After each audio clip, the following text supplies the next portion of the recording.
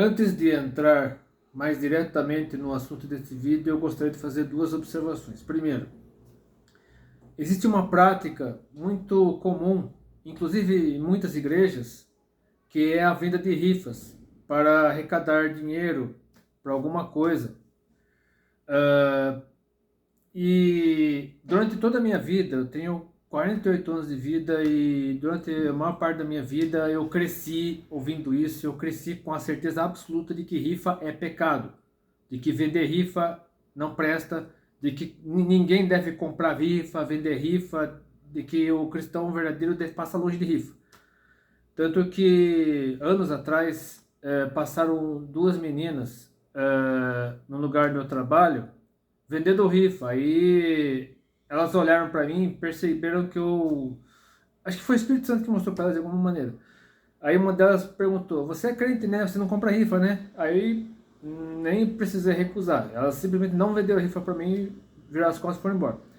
Então, se rifa for pecado, se você tiver certeza absoluta que rifa é pecado, coloque aqui nos comentários, me ajude nesse sentido, porque eu ainda tenho dúvidas a respeito desse sentido, não quero fazer nenhum juízo de valor, não quero emitir uma opinião final a respeito desse assunto, porque é um assunto muito polêmico.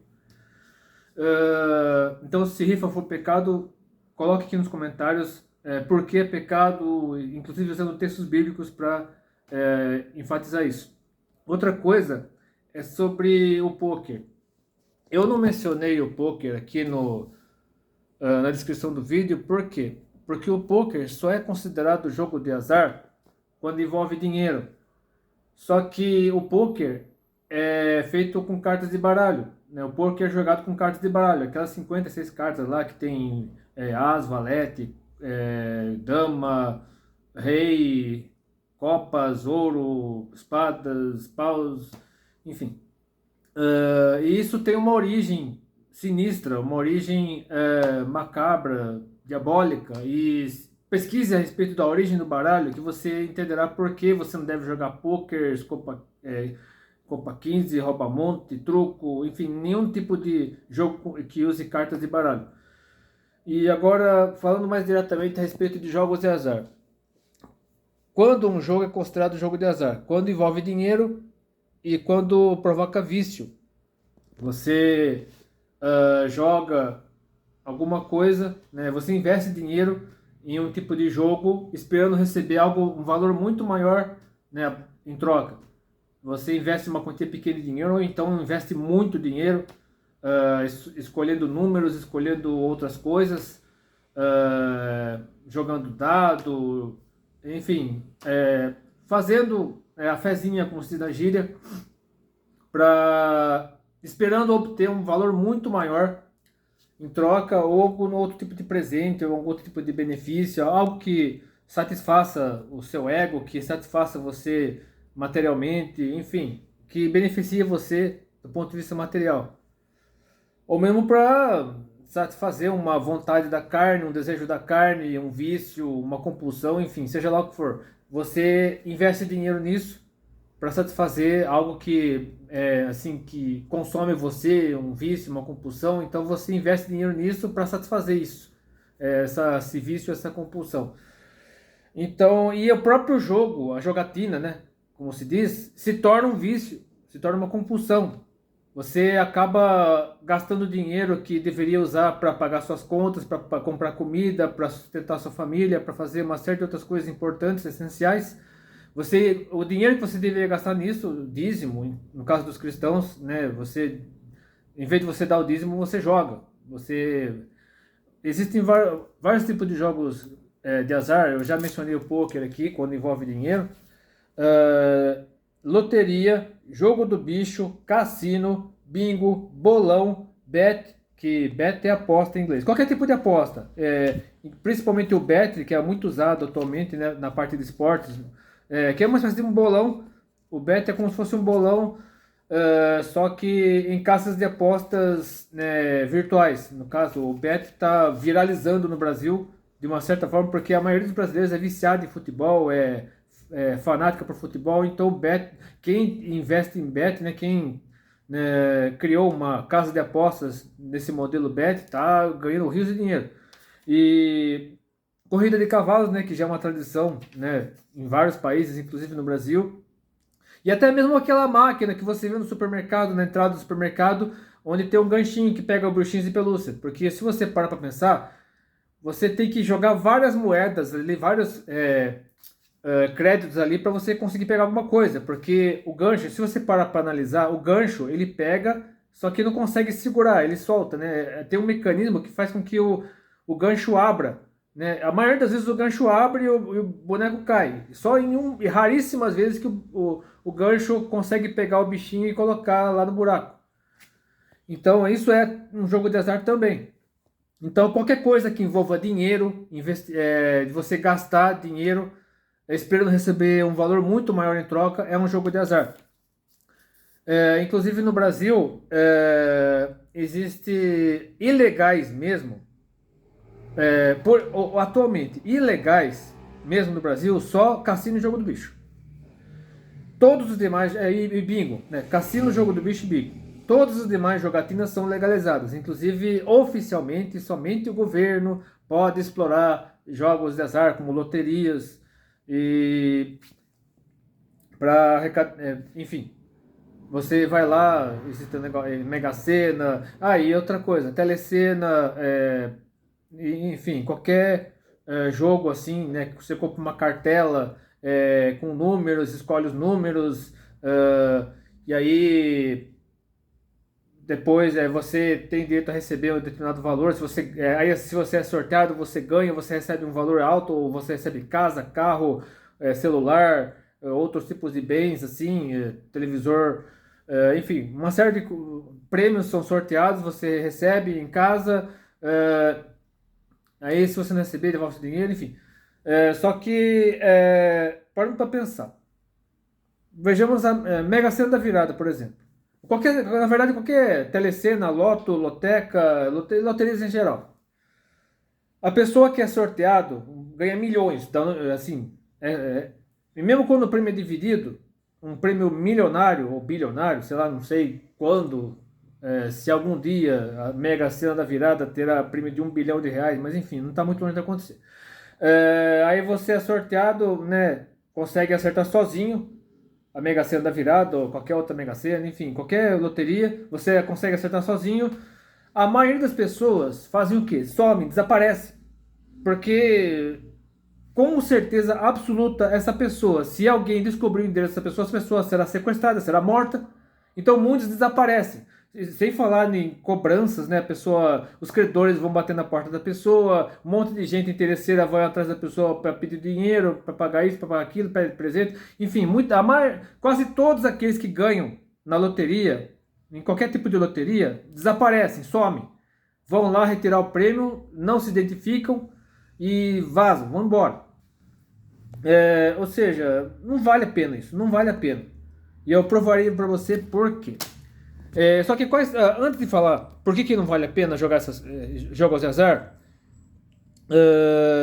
por 3 motivos principais. Por causa do vício, porque jogos de azar tem a ver com esoterismo também. Por quê? Vejamos o jogo do bicho, por exemplo, que é uma contravenção. E o jogo do bicho envolve esoterismo, adivinhação, sonhos. Você sonha com determinado animal, aquele animal corresponde a 4 números na tabela do jogo do bicho e você vai lá e joga o número tal. Tem que jogar o número tal na loteria, Mega Sena, sei lá o que for, ou no próprio jogo do bicho, e vai lá e joga com base no sonho que você teve, ou então no animal que você viu na rua, qualquer coisa assim, relacionava a determinado animal, você vai lá e joga o número do animal. E então, isso envolve esoterismo, envolve adivinhação. E está aqui no livro de Deuteronômio, no capítulo 18, versículos 9 a 14. Olha, presta atenção, por que você não deve jogar jogo algum que envolva adivinhação, sonho, essas coisas assim. Quando entrares na terra que o Senhor teu Deus te der, não aprenderás a fazer conforme as abominações daquelas nações. Entre ti não se achará quem faça passar pelo fogo seu filho ou a sua filha, nem adivinhador, nem prognosticador, nem agoreiro, nem feiticeiro, nem encantador de encantamentos, nem quem consulta espírito adivinhante, nem mágico, nem quem consulte os mortos. Pois todo aquele que faz tal coisa é abominação ao Senhor, e por essas abominações o Senhor teu Deus as lança fora diante dele. Perfeito serás como o Senhor teu Deus, porque essas nações que has de possuir ouvem os prognosticadores e os adivinhadores, porém a ti o Senhor teu Deus não permitiu tal coisa.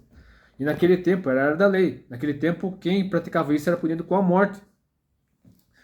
E agora, a terceira coisa, eu falei sobre o vício, né? Vício, compulsão. Você fica viciado ou tem uma compulsão por jogo, ou nem jogar. Tem a questão da adivinhação, né? Que é pecado, que é abominável diante de Deus. E tem a questão que acredito que é a principal, uma das principais, que é o amor ao dinheiro, que é o apego ao dinheiro, o apego demasiado ao dinheiro, aos bens materiais. E eu quero ler alguns textos bíblicos que nos alertam a respeito do perigo das riquezas, do amor ao dinheiro, do apego aos bens materiais. E entra também ostentação, vaidade, luxúria e tudo mais. Aqui em Provérbios capítulo 30, nos versículos 7 ao 9, a palavra de Deus diz o seguinte: duas coisas te pedi, não as negues, antes que morra. Afasta de mim a vaidade e a palavra mentirosa. Não me des nem a pobreza nem a riqueza. Mantém-me do pão da minha porção acostumada. Para que porventura de farto te não negue e diga: quem é o Senhor? Ou que empobrecendo não venha furtar e lance mão do nome de Deus. Ou blasfêmia contra Deus, em outra tradução. Outro texto sobre o perigo das riquezas, agora são palavras do próprio Jesus, o próprio Jesus alertando. Lá em Marcos capítulo 10, é o texto lá do jovem rico, ou mancebo de qualidade, como está aqui na tradução. Marcos 10, do versículo 17 ao 31. Eu lerei todo o texto para contextualizar tudo, né, para você entender exatamente o contexto. E pondo-se a caminho, no caso, pondo-se Jesus a caminho, correu para ele um homem, o qual se ajoelhou diante dele e lhe perguntou: bom mestre, que farei para lhe dar a vida eterna? E Jesus lhe disse: por que me chamas bom? Ninguém é bom senão um, que é Deus. Tu sabes os mandamentos: não adulterarás, não matarás, não furtarás, não dirás falso testemunho, não defraudarás alguém, honra teu pai e tua mãe. Ele, porém, respondendo, lhe disse: mestre, tudo isso guardei desde a minha mocidade. E Jesus, olhando para ele, o amou e lhe disse: falta-te uma coisa. Vai, vende tudo quanto tens e dá-o aos pobres, e terás um tesouro no céu. E vem e segue-me. Detalhe: muitas pessoas não conseguem entender o sentido desse texto. Por quê? Você não precisa vender tudo que você tem. Se aquilo que você tem, você consagra a Deus, você não se apega àquilo que você tem, você não se envaidece, você não se vangloria do que você tem, você não é arrogante, você não é prepotente, você não é avarento, você não é ganancioso, enfim. Você não ostenta aquilo que você tem, você não esfrega na cara de ninguém aquilo que você tem. Então você não precisa chegar a esse extremo de vender tudo que você tem. Só que no caso aqui do jovem rico, isso atrapalhava o jovem rico dele seguir a Cristo. Isso era um Deus na vida dele, porque o dinheiro, os bens, isso também se tornam deuses em nossas vidas, se tornam ídolos em nossas vidas. Então, quando isso, o dinheiro, a fama, o luxo, a ostentação, o nosso próprio nome se torna uma divindade, né, um ídolo em nossas vidas, isso também nos afasta de Deus, isso é colocado no lugar de Deus, nós adoramos isso no lugar de Deus. Então Jesus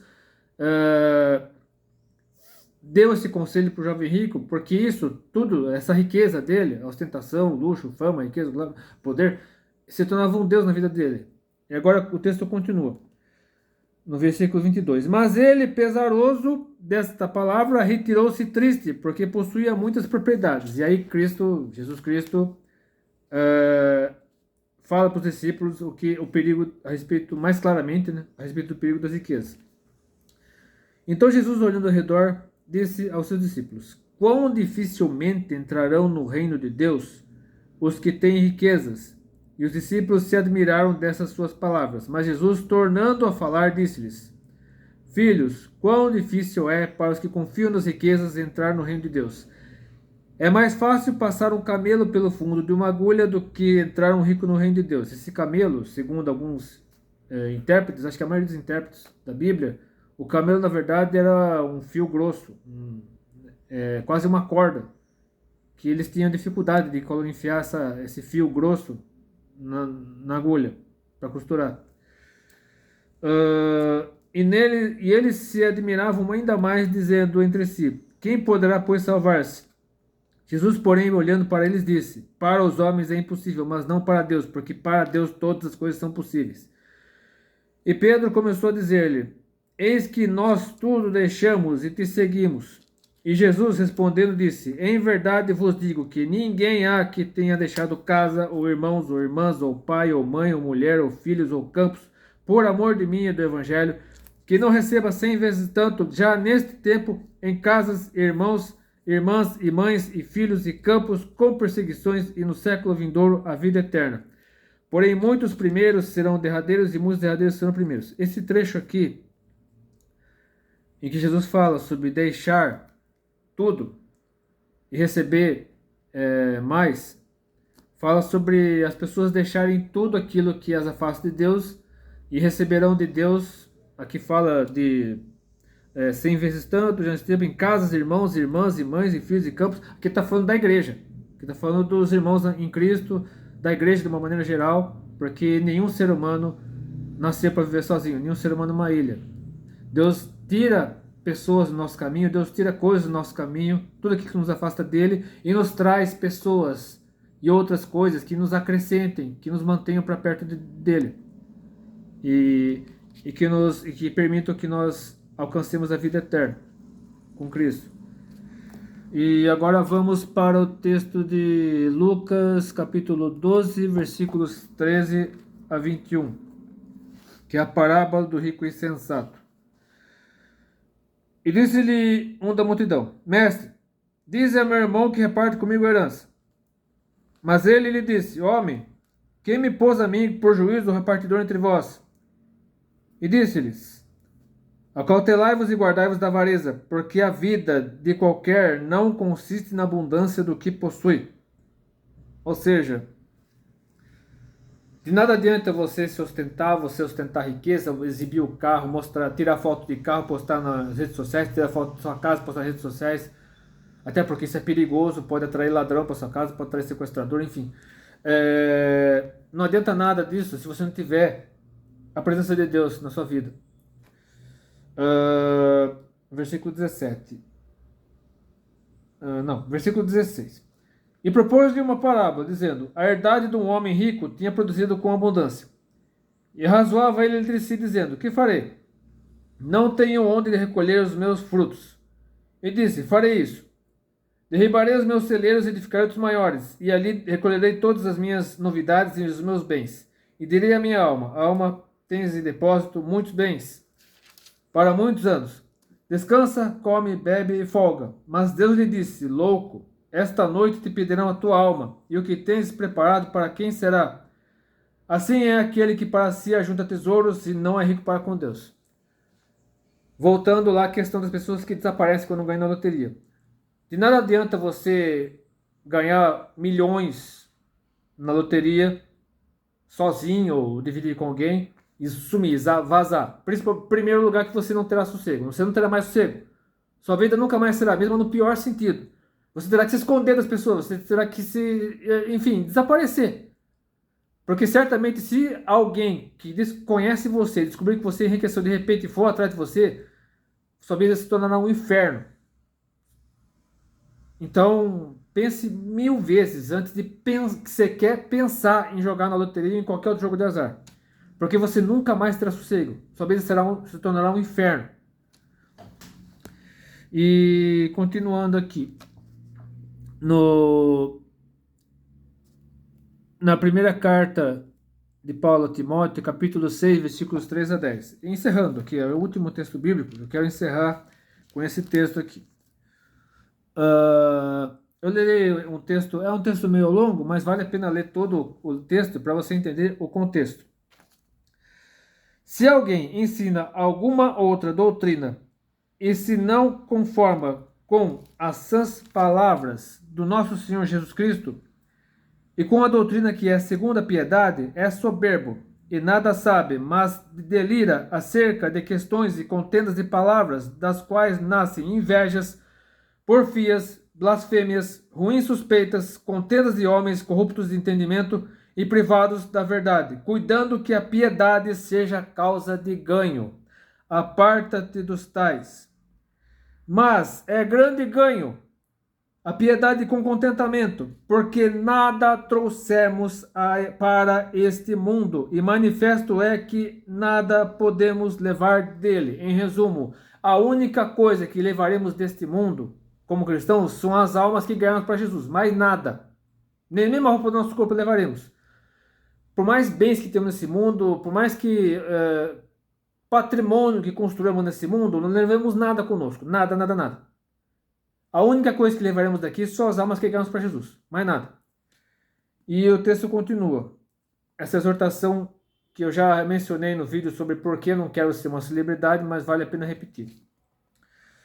Mas os que querem ser ricos caem em tentação, em laço, e em muitas concupiscências loucas e nocivas, que submergem os homens na perdição e ruína. Porque o amor do dinheiro, o amor ao dinheiro, é a raiz de toda espécie de males, e nessa cobiça alguns se desviaram da fé e se traspassaram a si mesmos com muitas dores. Deixando bem claro uma coisa. Não é pecado ser rico. Você não está pecando contra Deus por ser rico. O problema está no amor ao dinheiro. O problema não está no dinheiro em si. O dinheiro é amoral. O dinheiro, muita gente diz, o dinheiro é maldito, não sei o que, não sei o que, não. O dinheiro é amoral. Imoral é a maneira como se usa o dinheiro e a maneira como nos apegamos a ele. Aí sim. Então, você não precisa, assim, se você é rico, se você tem patrimônio, se você tem casas, se você tem uma conta bancária recheada, se você tem vários carros, assim... O meu conselho, desfaça-se de tudo aquilo que possa comprometer sua comunhão com Deus. Como o caso lá do jovem rico que eu já mencionei. As riquezas, para ele, os bens, né, luxo, fama, ostentação, estavam se tornando um Deus na vida dele. Por isso que Jesus pediu para ele vender tudo e dar para os pobres. Então, desfaça-se de tudo aquilo que afasta você de Deus, de tudo aquilo que esteja sendo um Deus na sua vida. Agora, se você tiver, né, o suficiente para você viver, para você se manter, se você tiver com o nome limpo, se você puder ajudar as pessoas, se você é rico, use o seu dinheiro que você tem para ajudar o próximo, para repartir com o próximo. Não acumule riquezas, não acumule dinheiro. Porque o acúmulo de riquezas, o acúmulo de bens pode se tornar um Deus na sua vida. Então, fique com essa mensagem, com essa palavra. Se você gostou desse vídeo, curta, compartilhe seus favoritos, que eu Deus abençoe. Se você conhece alguém que é viciado em jogos de azar, manda esse vídeo para essa pessoa para que ela possa se arrepender a tempo. Até depende se quiser.